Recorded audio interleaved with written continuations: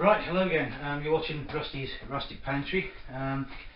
I've just been to the fish market at Old Swan in Liverpool to Blanchard's to pick up some supplies, and today what I'm going to be doing in a minute or two is talk to you about filleting fish. Now, when you go to wholesale fish markets, obviously an awful lot of the fish you see there are whole, and a lot of people are put off cooking with or buying whole fish, because they don't know how to fillet it, and sometimes people just don't like seeing or cooking with whole fish. But the idea of the actual notion of filleting is quite easy, as long as you take your time, you've got the right tools to do it. Now, I don't know exactly what was going on at the fish market when I went there, but I'll give a shout out to Kevin and James at Blanchard's. For some reason Kevin was trying to imitate my accent and he sounded like an Aussie. I'm not Australian. But it was a fair effort. But Kev, to put you at ease and maybe settle your mind a little bit, just in honour of you, I'm actually wearing my barbecue hat, so if that makes me look like an Aussie to you, if that helps, all the best. Right, so first of all, we'll look at the tools that we're going to use for filleting. Now, like anything, it's important you have the right tools for the job. The tools obviously being knives, and it's pointless trying to fillet a fish with a knife like that. Yeah, chef's knives, totally impractical for the job, wrong thing to use, and it's only going to frustrate you when you don't actually get nice fillets off of the fish when you finish with it. What you do need is a proper filleting knife, and you can pick these up dirt cheap. That's a filleting knife. Now, the way you can see, it's very, very narrow bladed, but it's also very, very flexible. Okay, don't get confused with a boning knife, a meat boning knife. I think I've got one here somewhere. Let's have a look. Yeah, meat boning knife. Very narrow again, but a lot more substantial because there's a lot bigger animal you're dealing with. So again, boning knife, impractical. Go for a fillet knife. I think this one was about £6, but it has to be sharp. I'm going to sharpen this one here today. This is a normal dry stone, and it does take a bit of practice to sharpen a knife, to get the feel for the edge that you hone on it. It just comes with time, really. Here I've got a damp cloth underneath to stop the actual stone moving around on the work surface, and all you do to sharpen it is at an angle of about 30 degrees, like so, a little bit of pressure, and bring the knife across the surface of the stone like so. It only takes 2 or 3 times to do it on each side, like that, and again back the other way, again 30 degrees or thereabouts, and just straight across the stone, like so. Okay, give it a wipe on the apron. Okay, I can feel there's an edge there now, a good edge, but just to finish that off, I'll move that out of the way, and the cloth.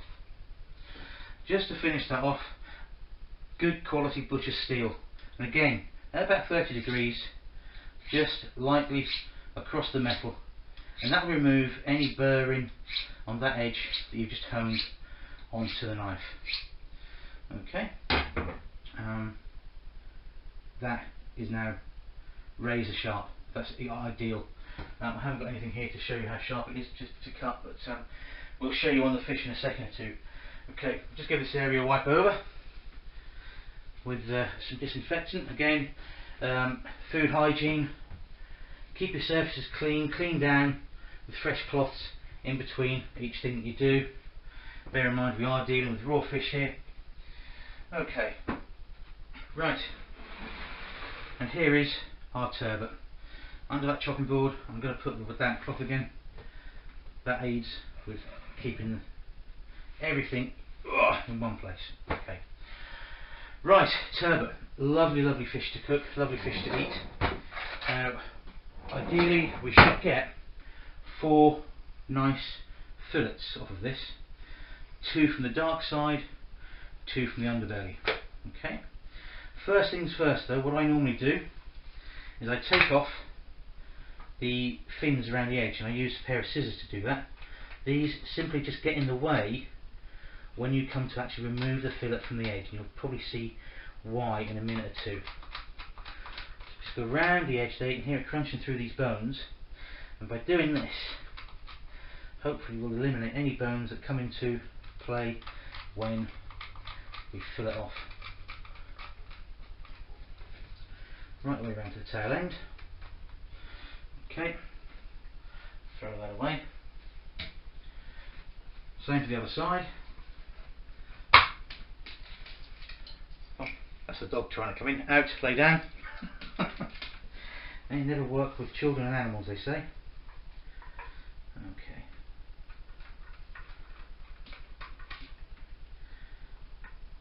Again, a little bit tough, as long as you've got these scissors really aren't up to it much, but they'll do the job for now.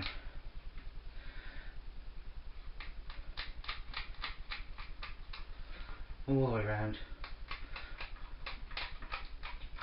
And there we go. Right, and you probably notice this was already gutted when I bought it. All the insides were removed and it's been washed out. Okay. Good idea to have dry hands when you're doing this. If you want to pat the fish dry, that's fine. Just use a bit of a kitchen toweling, a cloth. Local catering supplies here, just a kitchen towel just to dry the surface of that fish off, like so. Makes it easier to handle. Make sure your hands are dry. Okay, now we're going to start filleting. You'll see along the back here, or feel, you can actually detect where the spine of the fish runs. Now that's what you're going to be working to, that side and that side. So the idea is, using our nice and sharp filleting knife, first thing we want to do is get in. I'm just going to start from the underside, I think. Find the backbone. I can feel it there. Just in, like so. Follow it down. It's not very deep. You can hear me running across it now. And just follow that line all the way down. Right, when you've got down to the actual bones, this is where the flexibility of your filleting knife comes in handy, because you can push down and run along the edge of those bones, like so. Being very careful.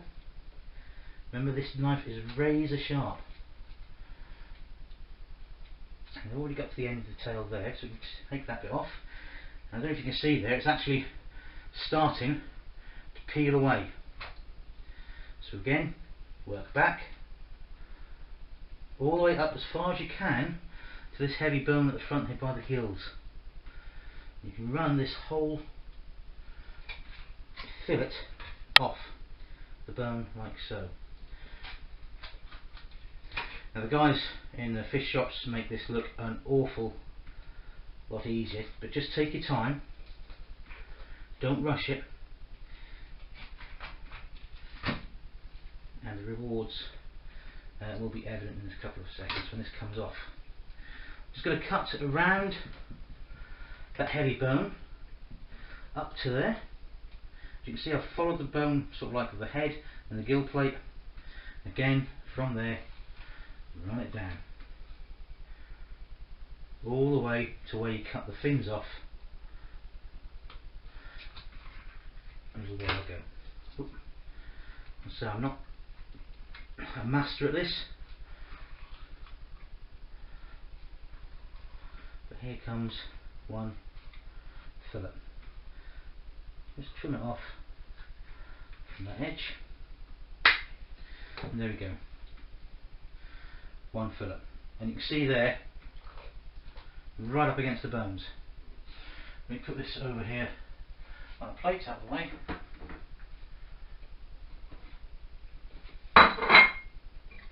And we do exactly the same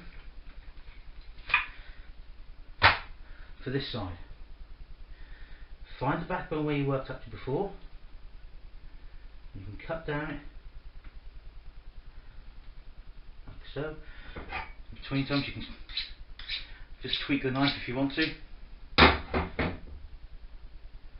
So over that ridge of the spine,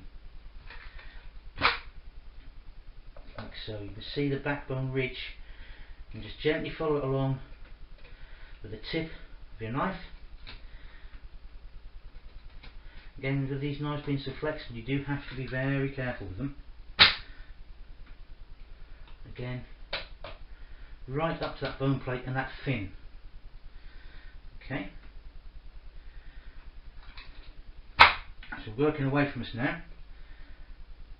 Gently tease that fillet away from the flat bones. Like so. There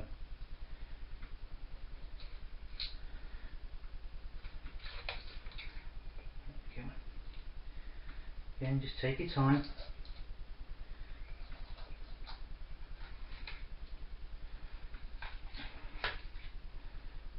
There we go. This one's coming off a bit easier, I think, this one. Okay. There'll be a load of fishmongers going, no, no, don't do it that way, oh, wash your hands. And I'm afraid, like I said, I'm not a master fishmonger or anything like that. I'm just simply showing you how I take the fillets off of the fish. You can see here they've left rowing. If you want to keep that, you can. It's only tiny bits though. It's not like it's a big cod where you could keep the roe and cook the roe separate. So again, up to the neck, or the gill bone, trim that out there, just off the edge. You can see here a hole where they've removed the insides of the fish previously. Obviously all these are going to have to be washed. Just trim that off and go around the gill plate. Come that side of the fin. Bit tough. Let's get through there. And there we have it. There's another fillet. And again, you can see there's absolutely nothing left on these bones back here at all. Right, flip the fish over. Same thing again. Find the backbone. Follow it with your knife. Hands get a bit wet. There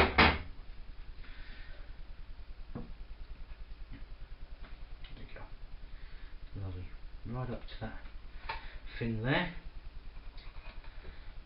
Again, it's one of these things that comes with practice. You're not going to get it absolutely spot on first time, but the more you do it, the more you allow yourself the chance to do these sort of things, the better you'll get at it. It gives you a certain amount of satisfaction when you actually cook the meal and everyone's sitting around the table and admiring what a fantastic meal you've cooked for them. A little bit of satisfaction saying, well, I've done as much of that myself as I possibly could. So, from the tail, against the bones. You can see now while I took the bones off the edge there, the fins, they only really get in the way of you when you get to the edge of the fillet.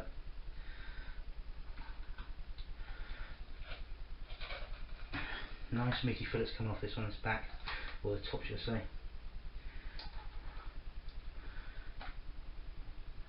Get right alongside that backbone there. There we go. Slowly, but surely, working that meat away from the bone.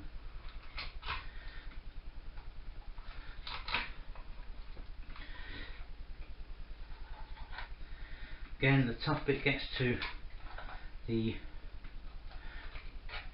gill plate area.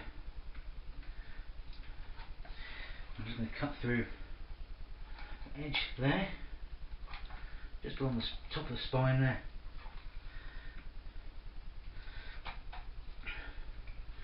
That should allow us to get further down, nice and close to the bone, and then score around there, like that. Just behind the gill area, back of the head, all the way down to the bone.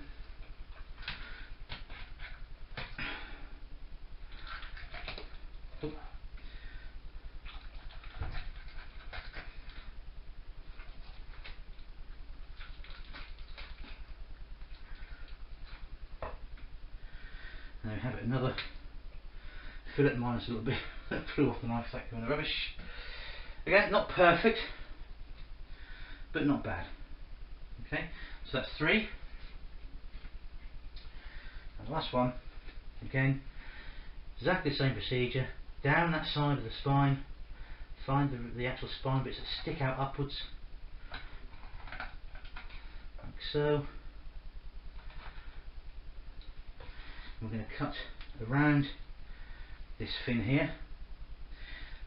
What we just need to be careful here is remember that this has been gutted, so you're going to have no bone there at all. That's the body cavity.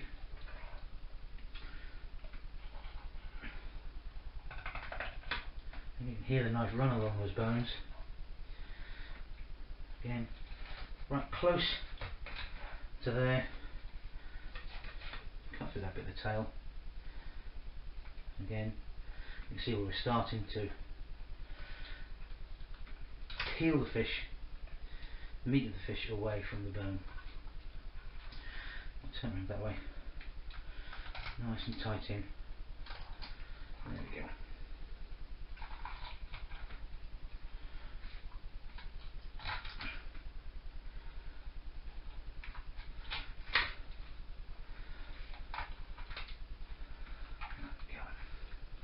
Find the body cavity. You see the body cavity is there, there's no bones there, it's already been cut through. What you might find is there might be some what we call pin bones just where the cavity was on the fish. So you can actually go through and find them in a moment.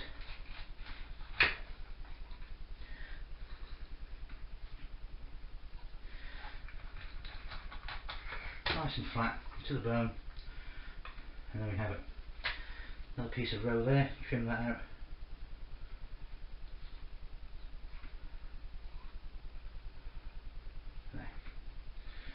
And there we have it. Another fillet taken of that fish. Just tidy it. Now the pin bones I was talking about, you may find some just along here, but I think they're all out. I think I've got them all before actually on the fillet. There we go.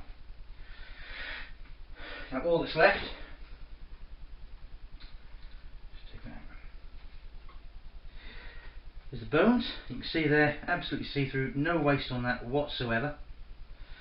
And what you could do with this now is put it in a stock pot with some herbs and some celery, carrot, maybe some leek, onion, and boil it up and make a nice fish stock to go with the meal that you're going to prepare with this fish. So there you have it. One filleted turbot, 1, 2, 3, and 4 lovely fillets. I think we'll have them probably tonight for tea. Can't get any fresher than that. Okay, well I think I better clean up and tidy it away, so thank you very much indeed for watching. Take care guys, bye bye.